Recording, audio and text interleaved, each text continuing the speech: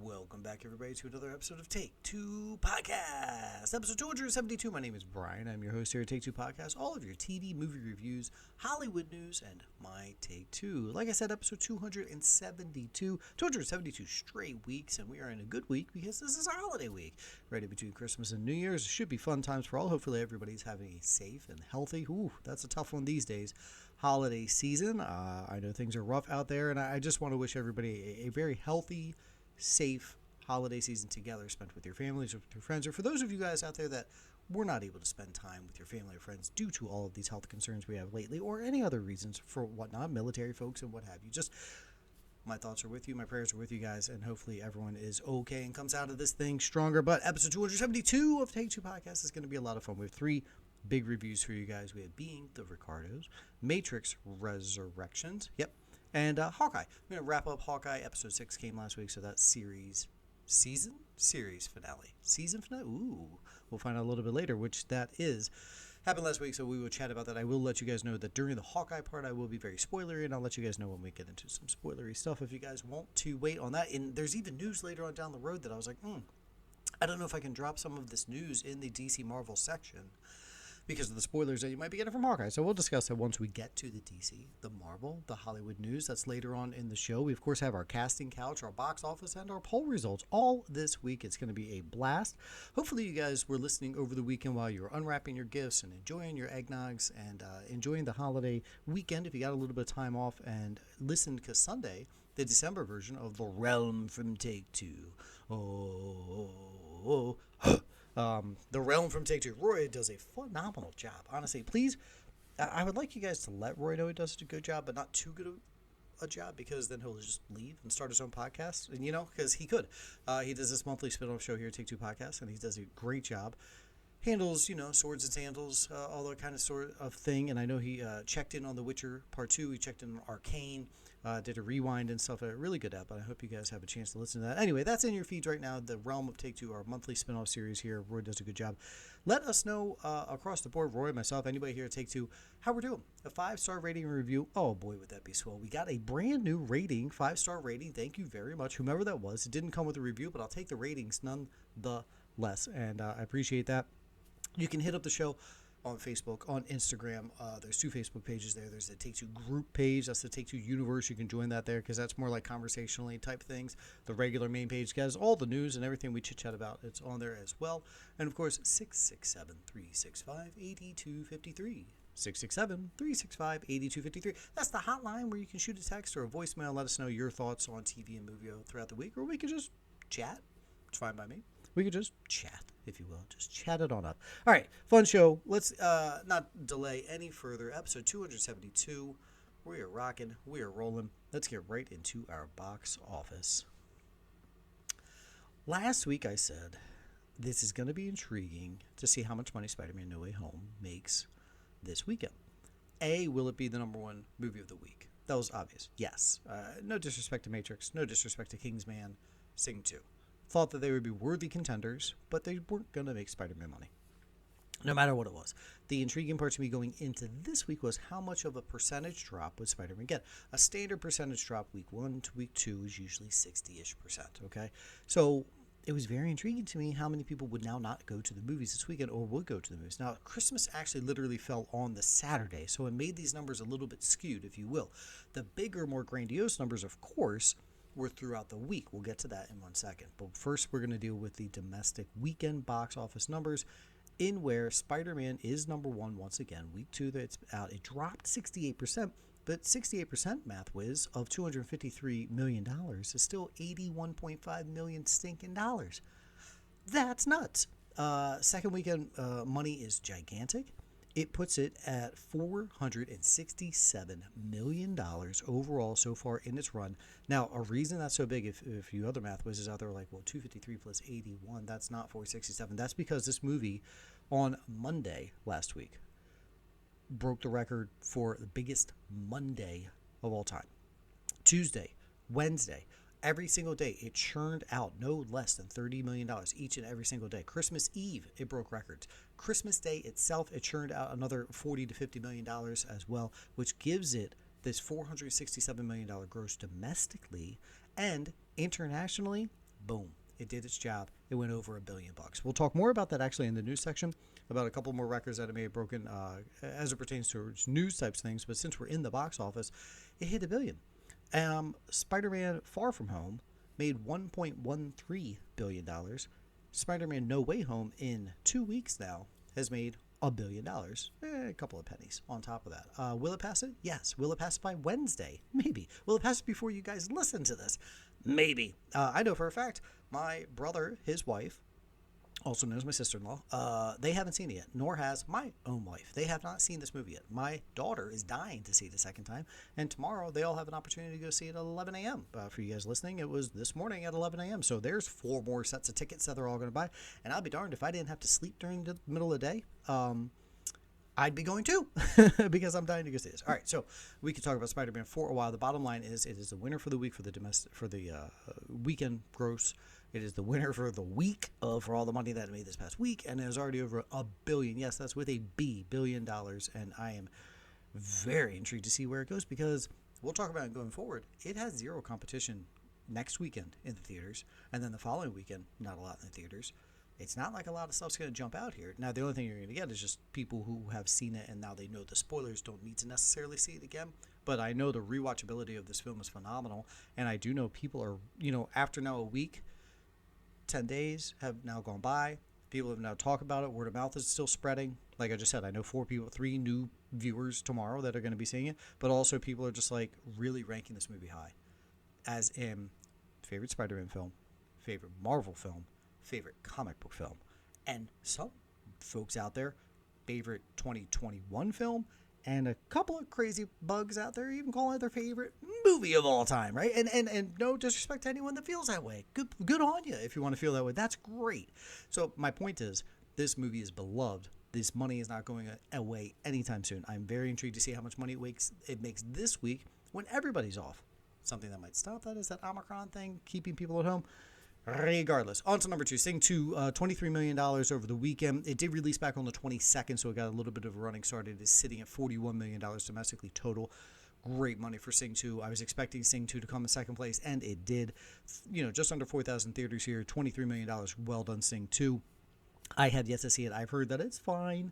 It's not super great. I can't wait to see it. My son and even my daughter, they want to see it big time. So I'm looking forward to seeing that and eventually getting a review for you guys as soon as we get a minute to get there. Matrix Resurrections, you could have watched this on HBO, but still $12 million worth of people went to the theaters to see it. And I simply think that was people were like, this seems like the type of movie I need to see on the big screen.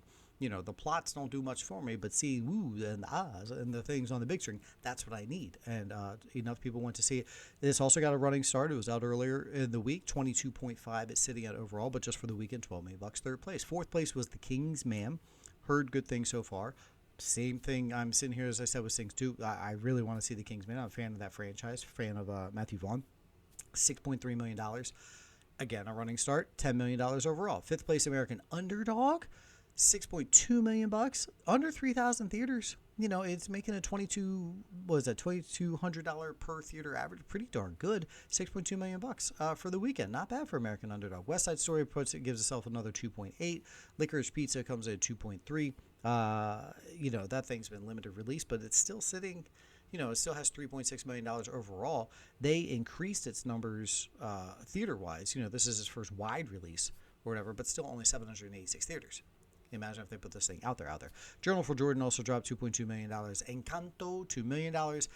Remember when I said maybe they'll get to that 100 mil? No, it's just not going to happen, because now you're at 2 million, and now officially as of this weekend, people can watch on Disney Plus.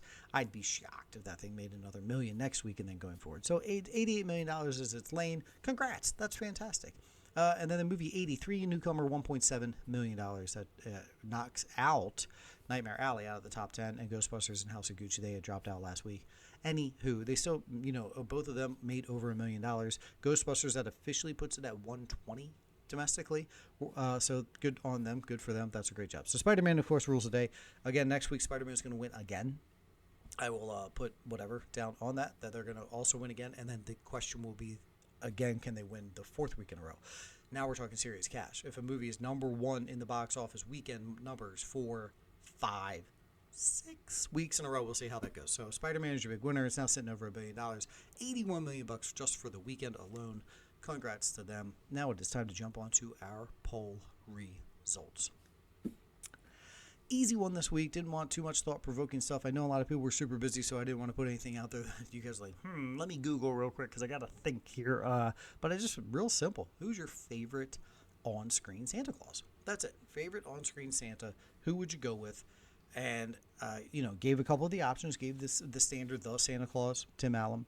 Then I wanted to put the claymation Rudolph in there, Rudolph the Red-Nosed Reindeer in there, and that was Steve Francis who did that voice. Now, there's people out there that feel this is the worst iteration of Santa out there, just because he was a jerk, right? He was a jerk to Rudolph when he was a kid. He was a jerk to everybody around him, but then eventually, now I need you, Rudolph, that type of thing. Either way, speaking of being a jerk, Billy Bob Thornton and Bad Santa, had to throw him in there because I know that movie is beloved by many. And then I wanted to do Chronicles of Christmas Christmas Chronicles because the first one was such a good movie, such a underrated. What did I just watch? It didn't get a lot of pub, didn't get a lot of whatever coming in, but then once you watch it, you're like, oh wow, I actually thoroughly enjoyed that.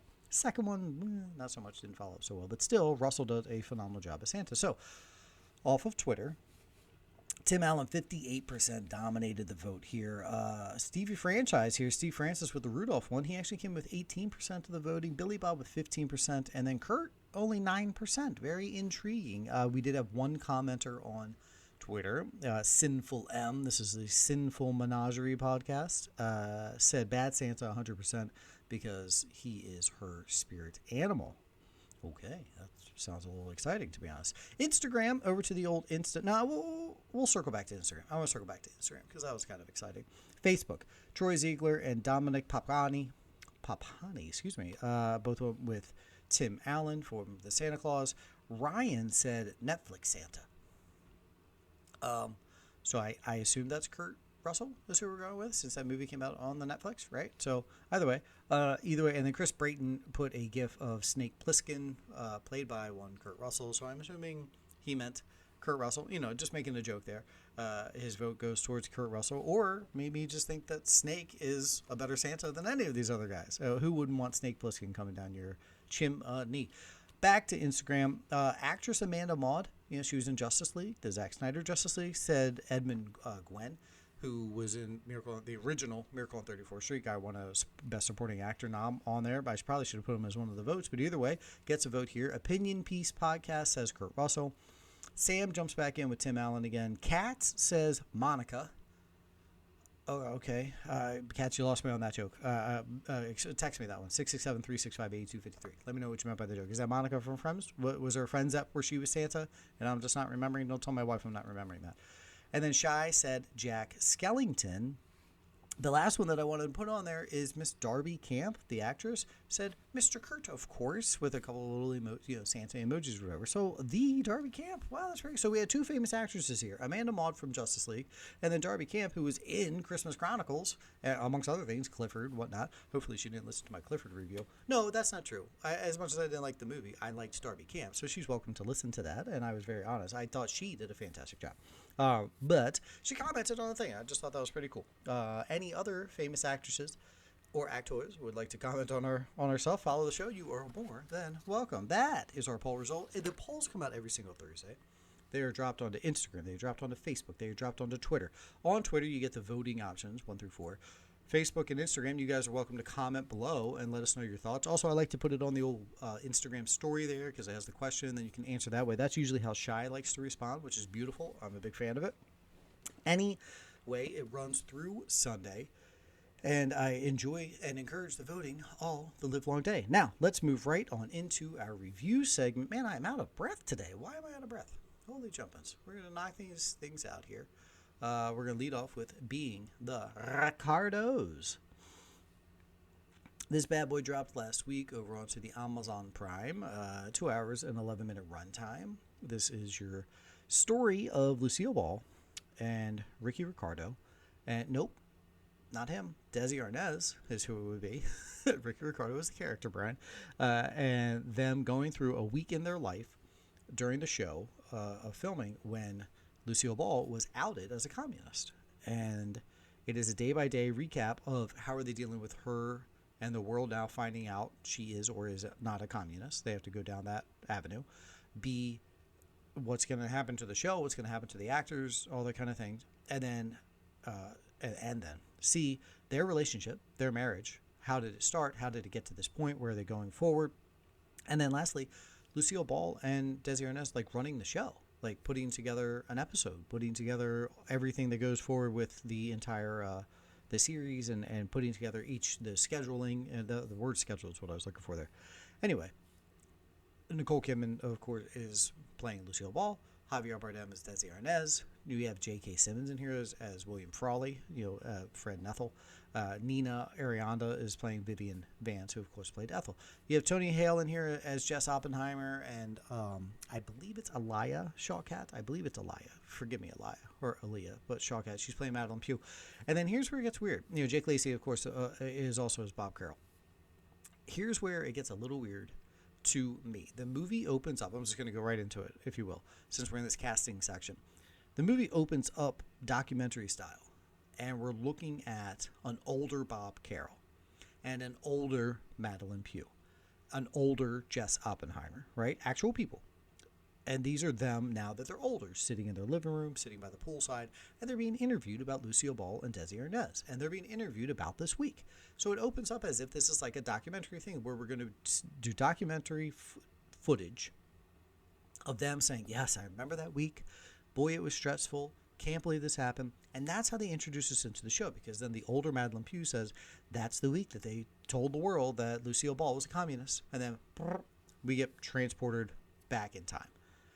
So at first I was like, wow, I didn't know we had this, footage of them. And that's crazy that there's this footage of them talking about the time. Didn't even know that was a thing. Why wasn't this story released even sooner if we had this footage of these real life accounts from these people?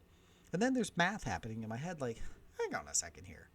Bob Carroll would be way older than that guy, even if this is archival footage. He looks, that's not simple math. Then, and research later on was these were other actors playing these characters older, pretending that this is documentary footage that is now archived footage. Like, that's the shit they went with. I thought it was actual archival footage. No, these actors acted like these actors who were playing. So you had a younger Bob Carroll, and then you had an older Bob Carroll, none of which were the actual Bob Carroll. That threw me way off. I'll be honest. That threw me way off as I'm watching the film, then thinking that, then realizing that these are just actors, because the majority of these people they're playing obviously had passed away because they're so much older. So I will say that to lead off this film, I'm now taking out of it. Because one, I wasn't ready for that back style. Now I wouldn't have hated that if we were doing that present day archival footage, looking back. This is what put you into that world. I get why they did that. It let me know that this is a route we were going, because I didn't know what we were going to learn about Lucille Ball and Desi Arnaz in the making of I Love Lucy. How did they come up with the show? Is this about their marriage? No, this set up that we were going into the week of her being outed as a communist. Okay, I like that that's the premise they used, but then once I realized, wait a second, these are other actors playing these younger actors, you know what I mean? So I will say that checked it off a wee bit. Now, folks, some of you out there might be like, no, it was cool, I liked it, or no, I didn't even think twice about it. That's awesome, but for some weird reason, I just didn't enjoy that. Didn't have other actors playing the older to then pretend that this was archival footage that we had type of deal. Anyway, transporting us back in time. Anywho, nitpicky thing I'm going to lead off with. Let's get into the good. The acting, mind you, phenomenal across the board, as expected. Kidman, Bardem, Simmons, Tony Hale, Jake Lacey. These people are great actors and actresses across the board, and they all did a fantastic job. I'll start off with Lucy.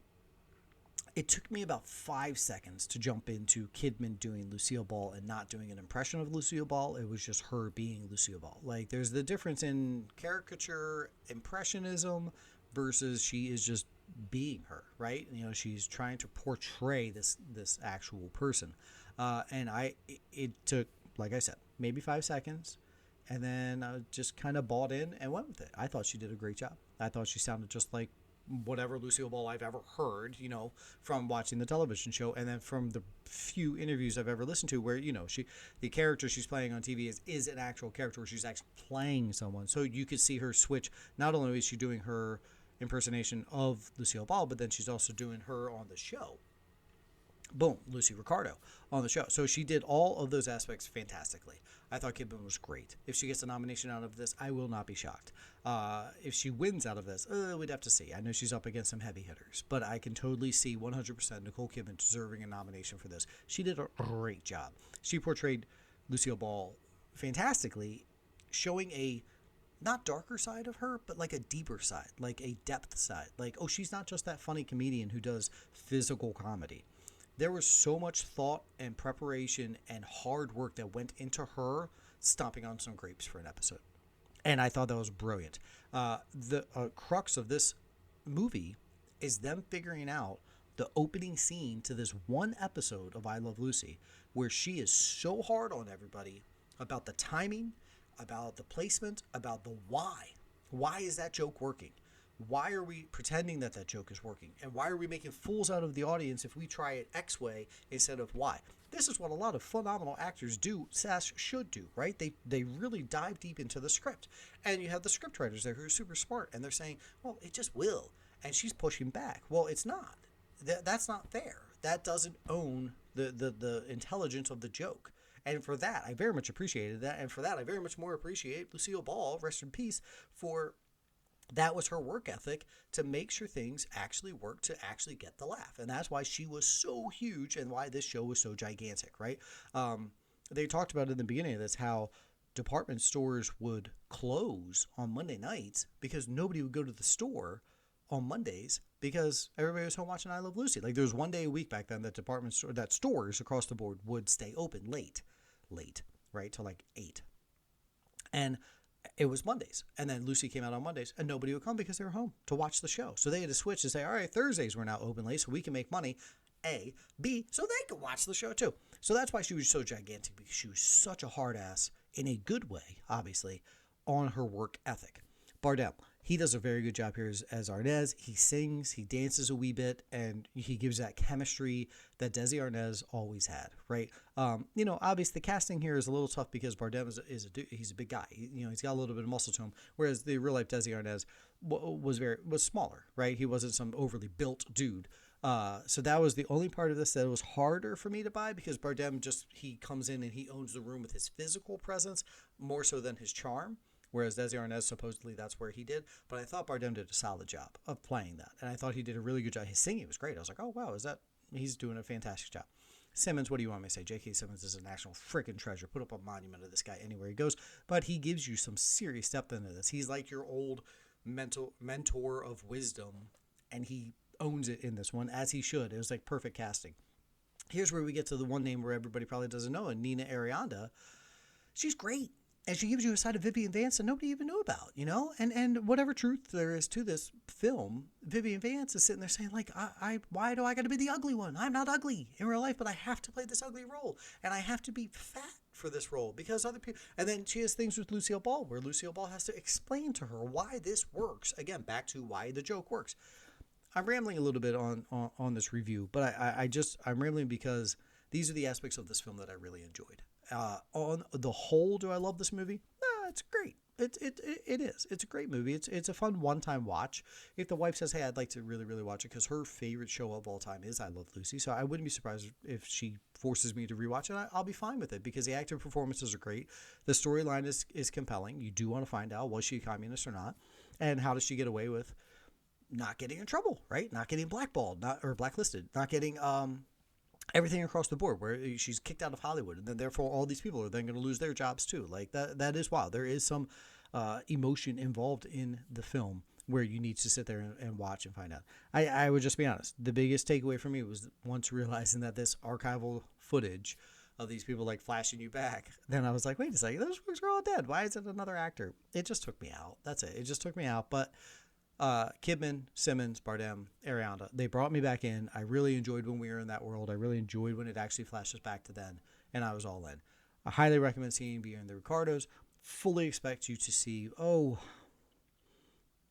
3 to 4 nominations out of this bad boy. Lucille Ball is getting out. Cripes brand. Nicole Kidman will get a nomination here, I expect. If Bardem grabs one, that'd be cool. Simmons, it'd be crazier. Things have happened.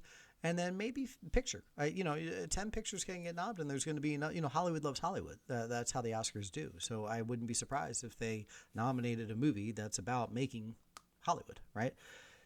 Being the Ricardos. Check it out. It's on Amazon Prime right now. It's only 2 hours long. 2:11, but with the credits, it really is only about 2 hours long, and you will not be disappointed. Moving us right along into The Matrix. Matrix Resurrections. Okay, truth serum time.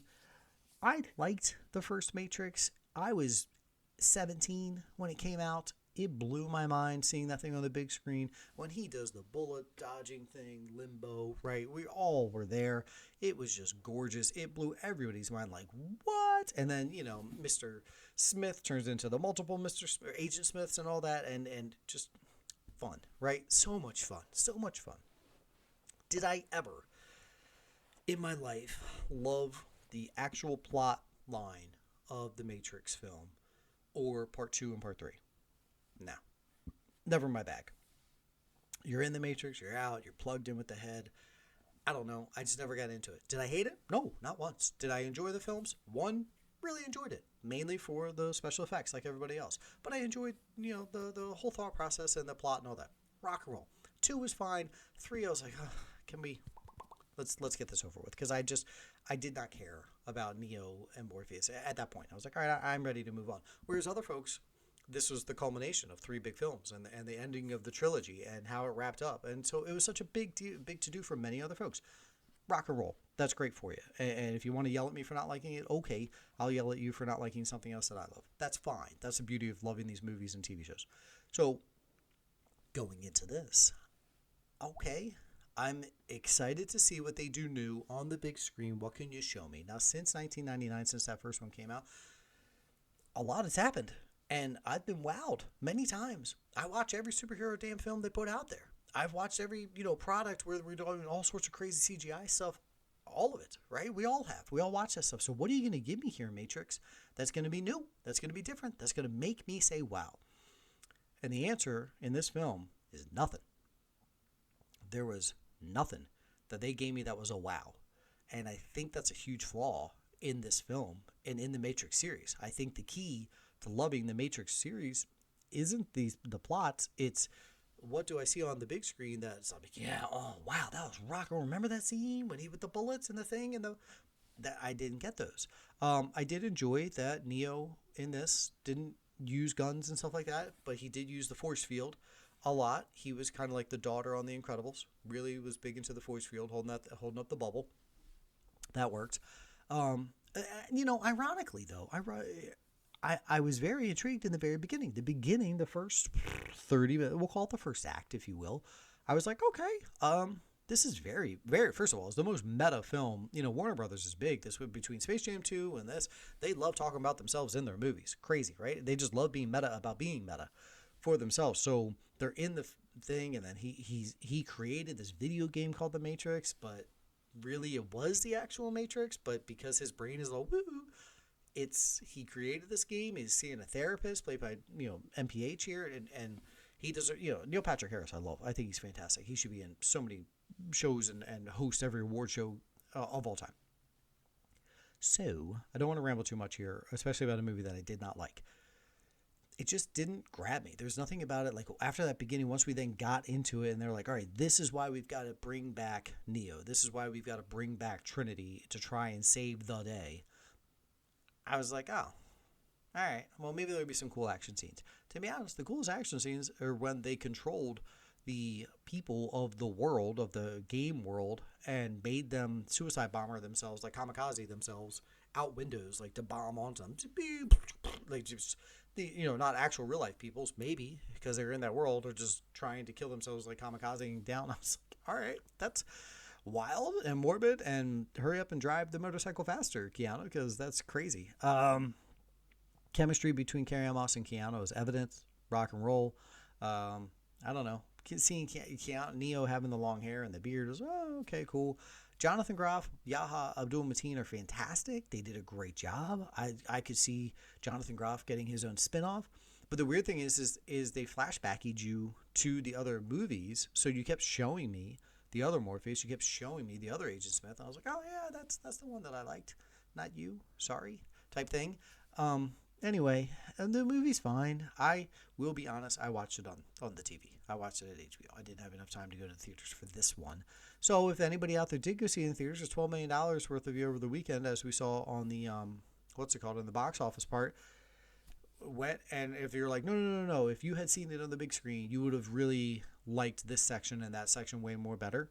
Okay, I'll buy that. I will buy that. But for the most part, once again, and I will tell you folks, like I said in the beginning, I'm just not the biggest Matrix guy. And I'm sorry, not sorry for that. I appreciate what they've given us and what they've contributed. I mean, the pop culture references are endless thanks to the Matrix. Just this film, this plot line didn't do much for me. That's it. Sorry. All right, let's move along from The Matrix Resurrections and finish up with Hawkeye. Hey, you YouTube watchers, notice anything different? We'll talk about this again a little bit later. If you guys are watching on the YouTube, I hope you might have noticed something a little bit different. I will talk about in Storytime what it is, what it could be if you're actually watching. Hang on one little sec, taking a swig. That should be the name of the podcast. Taking a swig. Like, not the episode, like the actual, like, just change it from Take Two Podcast to Taking a Swig, because I have to do it like 15 times an ep, and I'm sure you people love hearing me gulp. Hawkeye TV miniseries dropped 5 weeks ago, because we got those 2 episodes to lead things off.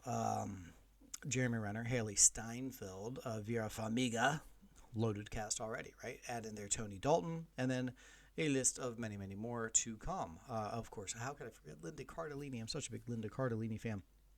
I made an awkward comment once about Linda Cardellini to the wife years ago about if you were a couple, a Hollywood couple, who do you think you would match up with? And I was like, you know what, I think Linda Cardellini. But I didn't say it as eloquently as I did just there, which wasn't that eloquent. Yeah, it didn't go over well. She's like, oh, interesting. Well, you're not watching any more of her films. Too bad I watched Hawkeye, so what do you want? Good thing she doesn't listen to the show, huh? Linda Curly, cripes. Hawkeye. This is Disney Plus is doing their thing again here. They're taking characters that were in the Avengers that, we liked, we cared about, whatever, but weren't top tier, weren't, the main focus. And what are we going to do with them going forward? And Hawkeye, more so than WandaVision, more so than Falcon and Winter Soldier, really took a back seat. Well, he was more prominent than WandaVision, but took a back seat to everybody else. But he was a big part of it. Now, what do we do with this guy going forward? And they gave us little teases of his backstory throughout, especially like Age of Ultron and things of that nature. But I, for one, also when Avengers ended, it was kind of like, we didn't get a lot out of that guy. That's a major bummer. And then they tell us, you're going to get more out of this guy. Cool. What are you going to do going forward? Replace him. Okay, nice. So we're obviously going to go the Kate Bishop route. I mean, it's pretty evident where we're going in Phase 4 and with Marvel, what they're doing with their stuff. And they're transitioning to a younger crowd. They're transitioning, to more female heroes. And everything they're doing is working and everything they're doing is fantastic. Rock and roll. I loved Haley Steinfeld in this. I thought she did a fantastic job. I'm really looking forward to her as Kate Bishop. She, to me, in this is like the female Peter Parker, with the one-liners and the honest answers and the quips and just everything and just the innocence of, I want to help save the day, but how do I help? And then, hang on, what do I say? I really enjoyed the series. I'm going to get into spoilers in a second, so that's why I'm kind of trimming my thoughts here. But I really enjoyed the series. It's probably third or whatever. I did WandaVision. I'd probably put this number 2 and then Loki, or Loki and then this. Ask me tomorrow and I'll change it. Ask me the next day and I'll change it back. That's where they fit right now. Episode 2 was meh. Episode 3 brought it back. Episode 4, you had the surprise person show up, who we'll talk about during the spoiler section. And then 5 and 6 just hit super duper strong. Did it end well? Okay. It just kind of wrapped up. Here's what I like the most about Hawkeye. The past 19 Marvel or superhero, if you will, movies are all about this entity is blowing up the universe, the world, the planet, an island, something grandiose. And I fell in love with comic books because I could read one series of comics and it was just that section, that crime solving issue at a time, if you will. And so I want a lot of these comic book movies to just go back to just one story, one type of situation that they have to get through that doesn't involve the entire world dying, if you will. That's why I really love this. This was just a fun 6 eps that involved Hawkeye's character trying to save the day At the same time, we meet this other character who also wants to try and save the day, and now we get an origin story out of one and maybe a retirement story out of another, and they put it all together. Oh, by the way, we're going to give you some little tidbits on the side of other characters so that we can stay within the Marvel Universe and give you tidbits where would they all connect. Rock and roll. That's why I like this one. That's why I like this show a lot. There's some depth to it. There's a lot of heart to it. There's some Christmas to it. It was fantastic. Everything about that across the board. Could I rewatch it tomorrow? Sure. Will I rewatch it tomorrow? Nah. But there's lots of parts in here that I really enjoyed. I got the daughter to watch it because I know she's going to love Haley Steinfeld. And she did. She watched 2 episodes. She was like, oh, I like this girl. You know, she's buying into this new generation, this younger generation. That's why this series was great. High praise for Hawkeye. Disney Plus. Check it out now. Spoiler section coming up. Spoiler section coming up. Spoiler section coming up. I really wanted to give people enough time there to fast forward. After this would be our casting couch. So, episode 4, Florence Pugh shows up as Yelena. Awesome surprise. Wasn't expecting that, which was dumb of me because if anybody watched Black Widow, you know exactly where that ends. So that was dumb of me to not remember that she should be showing up in the series. Rock and roll. For those of you who did remember and were still surprised, rock and roll. Loved it. Loved everything about her showing up. Then, episode 5, her and Steinfeld, their chemistry together. Give me a film with these 2 ladies. Give me a film with these 2 ladies. Because their jib-jabbing, their chemistry, everything about it, their cadence was fantastic. They were great together. Absolutely enjoyed that. I could watch an entire film with their 2 characters going at it, fighting crime, kicking some butt, and also just their back. I mean, a whole thing about macaroni. A whole thing about it. And it was hilarious. It was great. It was better than what Zendaya and what Denzel's kid gave us, what John David Washington macaroni earlier in the year in black and white. Anywho, you gave us a surprise of Yelena, then you also gave us a surprise of Kingpin. Awesome. It was great. Now we have confirmed between other projects that have dropped recently and now this, that Kingpin Daredevil universe is connected to this MCU, and I love it. Because there's a lot of characters that were on those series that I want. Namely, Vincent D'Onofrio playing Kingpin. He does a fantastic job. He owns this character. He absolutely owns it, and he does a great job here. Big fight scene at the end with Kate Bishop. Was I like, green, still wet behind the ears, Kate Bishop fighting Kingpin and holding her own to a degree.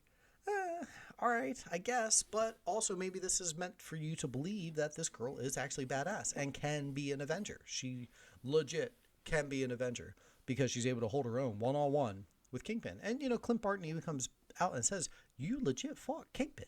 This is a guy that I'm scared of, and you fought him and essentially defeated him by getting away or whatever. Do I think Kingpin is dead? Not a chance. No way. I think there was even an article that posted saying, oh, there was an extra scene film that proves his fate. And I didn't even read the article because I'm pretty sure that he's going to be alive. We'll see him later. That's awesome. We will also talk about D'Onofrio's thoughts going forward, continuing to play that character. Cardellini was a little bit of a red herring. Like, why does she need the watch? What is it for? Is she going to turn out to be this superhero, that superhero? The lady just wanted her watch back. That's all it was. That was great.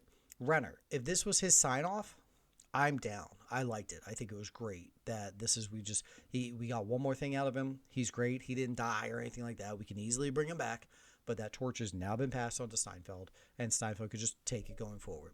Will we see Renner again? I say yes.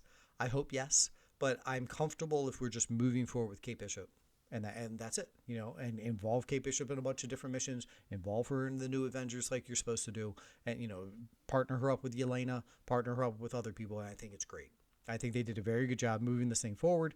Disney Plus has done a good job of getting you interested in characters that you may have liked, may have enjoyed, but really didn't give 2 hoots about going forward in the past. But now you're like, oh, wow. Hawkeye now ranks a little bit higher for me. I will be honest. I did not have a Hawkeye Funko Pop. And I did need that. I felt bad because of the OG 6 Avengers. I had all the others, minus him. I do now. I rectified that situation.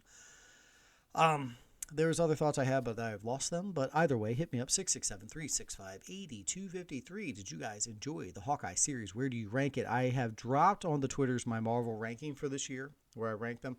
And we will do an entire review and ranking show of best movies, best TV shows, best whatevers later on. And in there, we'll also, again, include favorite Marvel projects And just for 2021, this ranks higher than lower. So I recommend, again, Hawkeye. It's on Disney Plus.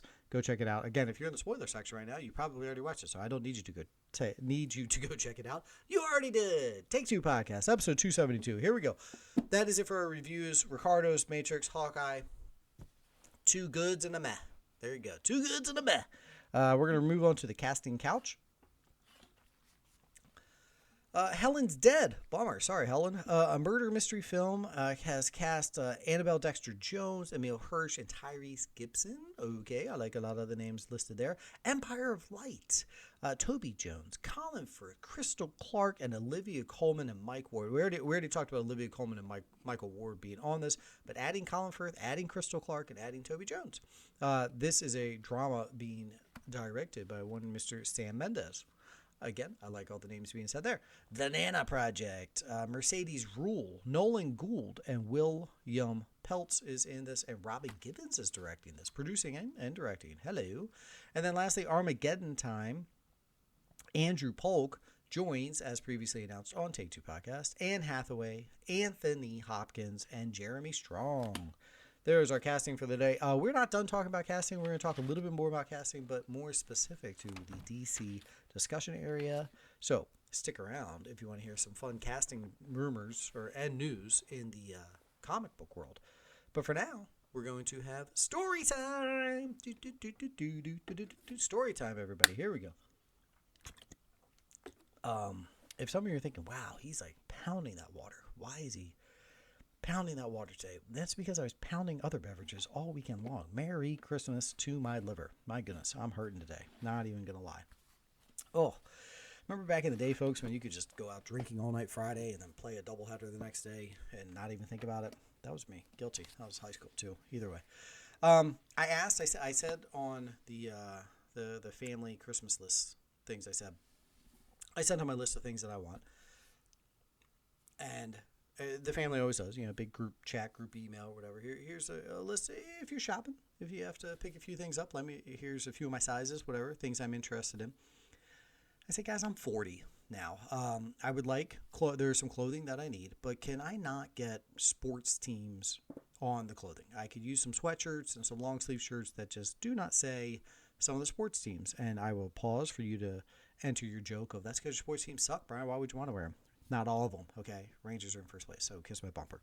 Anywho, my brother, he was like, why specifically not sports teams? I said, because I'm 40 years old now, guys, and I would like to start kind of dressing like an adult, if you don't mind, and not wear a shirt that has any of the sports teams on them, whatever. So they understood the assignment, I guess, because no one bought me any sports stuff. It was a great Christmas, totally fine. It was exactly what I asked for. And to help me dress more like an adult, I got a brand new Spider-Man shirt. I got a brand new Bluey, the Disney show shirt of the dad from Bluey. And I got this sweatshirt that I'm wearing right now, which will obviously help me dress far more like an adult, this Marvel sweatshirt. Thanks, family. You guys know me so well. This is me dressing as an adult. Anyway, it made me laugh and only me laugh. But hey, what are you going to do? The other thing that I mentioned for Christmas, or something different for you YouTubers, is my lighting better right now? I hope so. Because I got one of those lights. I got one of the selfie lights, one of those TikTok lights. And it was high on my list because I wanted the lighting to be better for all of you who watch on the YouTubes. And thank you guys for subscribing and doing so. And I try and do the clips, of course, on all of our socials. So hopefully the lighting is better there as well. All right. All done with story time. On to, you know what, before we move along, I'd love to know what everybody else got for Christmas. What was like your top item, your worst item that you guys got for Christmas or over the holiday season in any capacity. So slide into the old DMs there. Take Two Podcasts is on Twitter, Instagram, and Facebook. And also 667-365-8253. What was the best and worst that you guys got over the Christmas season? Hollywood news. Not great Hollywood news, I'll be honest. This is going to be kind of quick, but it's just there's nothing super great in here. Leading off two sad deaths, Jamie Osorio Marquez. It was a showrunner for 1,000 Fangs. He died at age 46. And then Jean-Marc Vallée, who directed Dallas Buyers Club and Big Little Lies, passed away at 58. Both super duper young. So rest in peace to both of those gentlemen. The domestic box office for 2021. Now, obviously, this is going to be lower than 2019's.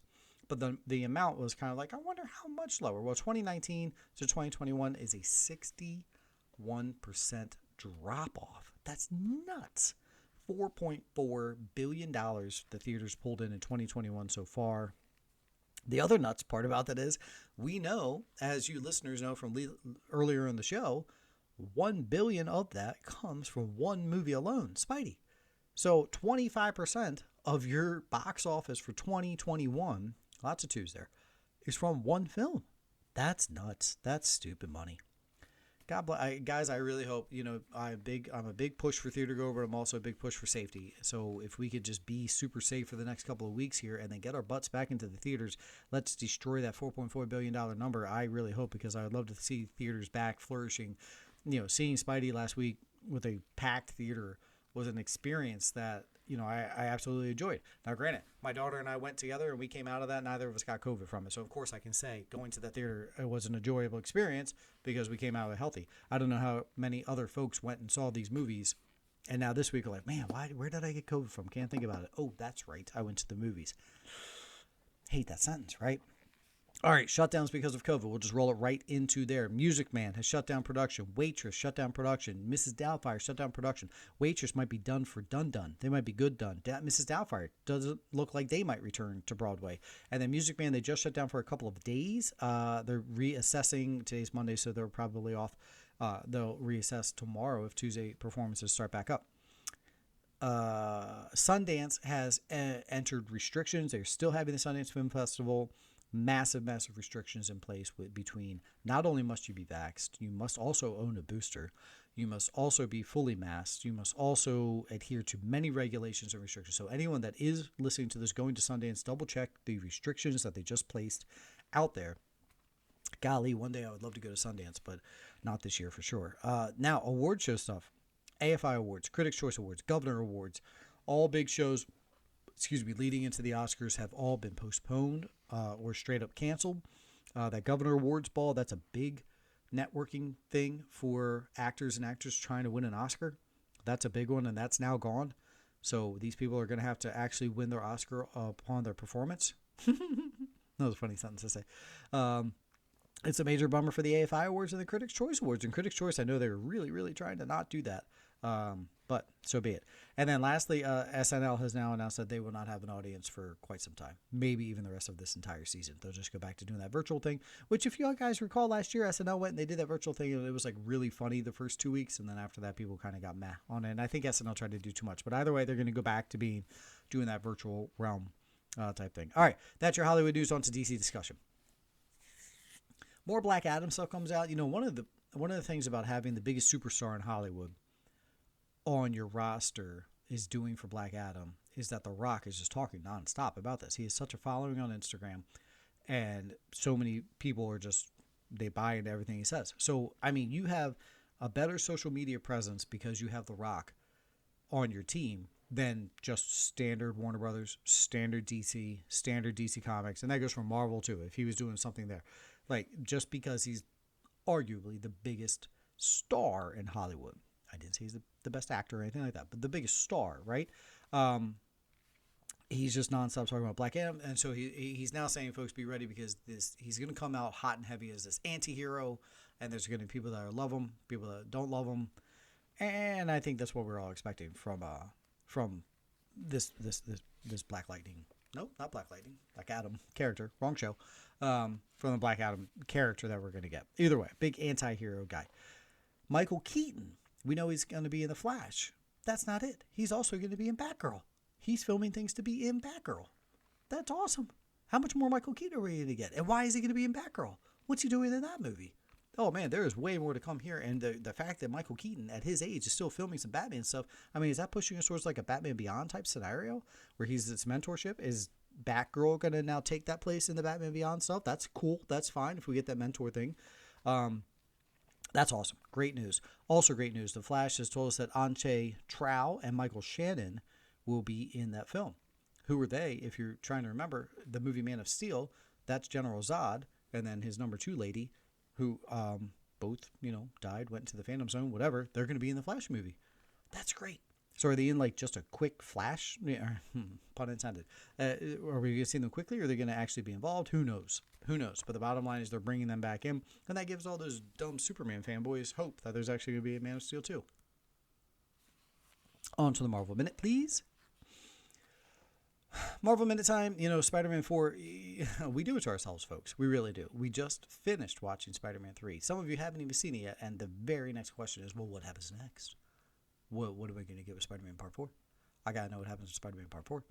I'm not even done rolling through the credits yet for Spider-Man Part 3, but I really want to know what happens with Spider-Man Part 4. Which is crazy, because if you saw Spider-Man Part 3, there's a finality to that movie and to some of those characters. But here we are saying, what are we doing? Are we coming back? Tom Holland coming back? Feige all but confirmed that Spidey 4 is happening. All but confirmed that Holland is in there. It's as best as we can go right there. So there is hope. There is light. There's a tunnel. But who's going to be the villain right now? We talked last week about how John Bernthal got a big vote of confidence last week to return to the MCU, or be in the MCU, if you will. A lot of people are saying, well, cool, make him the bad guy. Make him the bad guy in Spider-Man 4. And I'll tell you this. I would be down if that were the case, because you know who I don't want as the bad guy? Venom. Don't rush me into Venom on the next one. I don't want to say anything more for those who haven't seen Spider-Man. That's all I'm going to say. Don't rush me into that. Okay, more casting news. Charlie Cox apparently is going to appear in She-Hulk. That's awesome. Been dying to see that Daredevil character return, and it looks like he is going to return.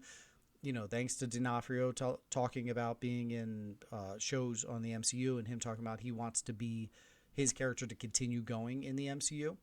Charlie Cox is 1 and 1A with D'Onofrio's Kingpin. So going forward, they might both be showing up in future projects, because D'Onofrio made those comments. Cox is rumored to be in She-Hulk. She-Hulk, what's her name, is a lawyer, so maybe it's like a lawyer-on-lawyer type thing. That's cool. That could be a lot of fun. Spidey, sorry, I'm circling back to Spider-Man. Currently sitting at a Rotten Tomatoes 99%. That is the best ever. That is the best. No other film, not comic, but film has beaten that. And it was sitting at 99% for quite a while. I did not check today to see if it's still sitting there, but rock on. I know it has also an A+ cinema score. A+ cinema score. That's insane. That's awesome. And you know, my review last week, I told you there's some nitpicky things you could take out of that, but for it to still get the A+ cinema score, hot dog. Apparently, also to that note, they are pushing. Sony is pushing, along with Marvel Studios, for Best Picture nominations for this movie. In my opinion, that's awesome. Get that Best Picture nom. That's cool. Could I sit here and tell you there's 10 movies better that the Oscars like? Probably. Are there 10 movies that I saw that made me feel as amazing as I left them this year? No. So that's, to me, what the Oscars should be about. Movies that make you feel a way. And this movie made me feel a certain way. I loved it, and I would love to see it recognized. And that's a change the Oscars should have. That's a whole other episode for a conversation for another episode. But if I'm pushing anything, my number one push for that film is Holland, actor. My number two push is Dafoe, supporting. My number three push is that movie to get Best Picture. All three of them should happen, in my opinion. Lastly, Keanu Reeves and Kevin Feige are talking. Okay. We're going to bring the old Keanu back into the MCU here? Okay. That could be interesting. Is he going to shave? Is he going to keep the long hair? Interesting. But Feige and Keanu have had meetings. Done with Marvel Minute. Done with episode 272. It is time to go forward and wrap up the show. Theaters this week. Cyrano. I think it's Cyrano, to be honest. It might be Cyrano. I apologize. It looks very good. We might be getting some award season stuff out of this. Peter Dinklage looks to be turning in a acting nomination out of this, and I'm excited to see it. That's your big release into the theaters.